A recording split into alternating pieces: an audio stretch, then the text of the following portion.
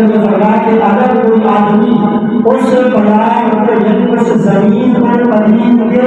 اور اس کو مسجد نبوی کے ساتھ شامل فرما دے تو میں اس کو جنت کی خوشخبری سنانے دیتا ہوں۔ حضرت عثمان رضی اللہ تعالیٰ عنہ نے ایمان کیا تھا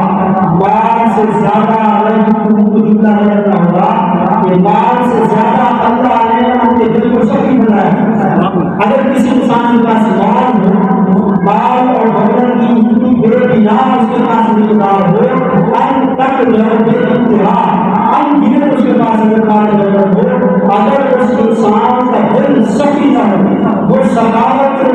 جو ہے وہ سخاوت سے دور ہو اور وہ دوسری طرح ہو، تو پھر وہ مال دولت سے وہ فائدہ حاصل نہیں کر سکتا جو کہ ایک سخی انسان اپنے مال دولت سے فائدہ حاصل کر سکتا ہے۔ حضرت عثمان رضی اللہ تعالیٰ عنہ نے اپنے اس مال سے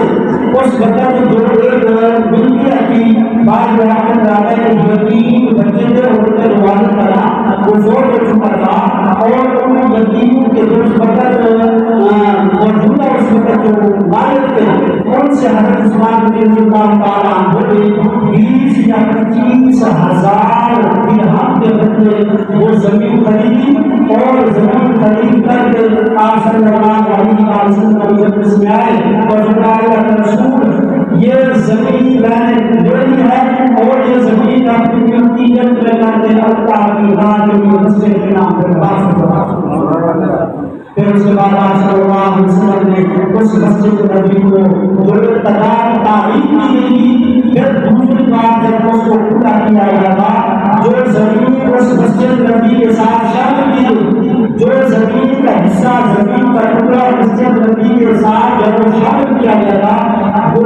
حصہ تھا جو حضرت عثمان رضی اللہ عنہ کی جیب سے رقم حاصل کر کے وہ دی تھی اور پوری زمین کا ٹکڑا حضرت عثمان نے مسجد نبی کے انتخاب کر کے اللہ کی رضا کے لیے تو مسجد نبی میں شامل کر کے اس کو اللہ کی رضا کے لیے وقف کرتا ہے۔ پھر اس کے بعد آپ نے مسجد نبی کو کھلا کرنا پھر بعد میں تعمیرات ہوتی ہے۔ حضرت عمر رضی اللہ تعالیٰ عنہ کے زمانے میں جب آپ صلی اللہ علیہ وسلم کی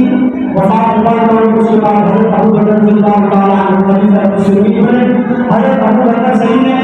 اپنے دور میں مسجد نبی کی تعمیر کو فرمایا، پھر اس کے بعد حضرت عمر رضی اللہ تعالیٰ عنہ کو زمانہ آیا اور حضرت عمر رضی اللہ تعالیٰ عنہ نے اپنے زمانہ میں مسجد نبی کو پھر اور بڑا کیا، پھر اس کے بعد حضرت عثمان رضی اللہ تعالیٰ عنہ کا زمانہ آیا، خلیفہ ثالث حضرت عثمان رضی اللہ تعالیٰ عنہ نے اپنے زمانے میں پھر اپنے خلافت کے زمانے میں مسجد نبی کو اور بھی بڑا کیا گیا اور مسجد نبی کو مقدس شوقوں کے ساتھ حضرت عثمان رضی اللہ تعالیٰ عنہ نے کیسے سے تعمیر کیا۔ تو یہ حضرت عثمان رضی اللہ تعالیٰ عنہ ہے کہ جن کی ملکیت جن کی رقم سے زمین کا ٹکڑا دیا گیا، بات تو بھی ہو سکتا ہے اور ہوا ہوگا کہ جن جن لوگوں نے اپنی جو ہے وہ رقم خرچ کر کے زمین کو مسجد نبی میں شامل کیا اور وہ پوری ہوتی اللہ تعالیٰ کیا کہتے ہیں، لیکن حضرت عثمان رضی اللہ تعالیٰ عنہ وہ صحابی رسول ہیں کہ جن کو پھر آپ نے یہ فرمایا کہ جو بندہ بھی اگر سامنے زمین کو لے کر اگر اس کے پاس طاقت ہو اپنے حلال پیسوں میں سے تو مسجد میں شامل کرتا ہے کہ میں اس کو جنت کی خوشخبری سناتا ہوں۔ تو اس حدیث کے ذکر کو سامنے رکھتے ہوئے یہ بات سچ ثابت ہو جاتی ہے کہ حضرت عثمان رضی وہ صحابی رسول ہے کہ جو خود آقا نے اپنی زندگی میں جنت کی ہونے کی خوشخبری سنائی اور وہ مسجد نبی کا حصہ آج بھی جہاں سے مسلمان جو ہے پوری دنیا سے مسجد نبی کی زیارت کے لیے جاتے ہیں اور صاف ظاہر ہے اس وقت سے لے کر آج تک وہ حصہ حضرت عثمان رضی اللہ عنہ اور وقف کیا وہ حصہ زمین کا مسجد نبی میں شامل ہے اور اس مسجد نبی کے اندر جہاں تک جتنی بھی آج تک یا آئندہ قیامت تک مسلمان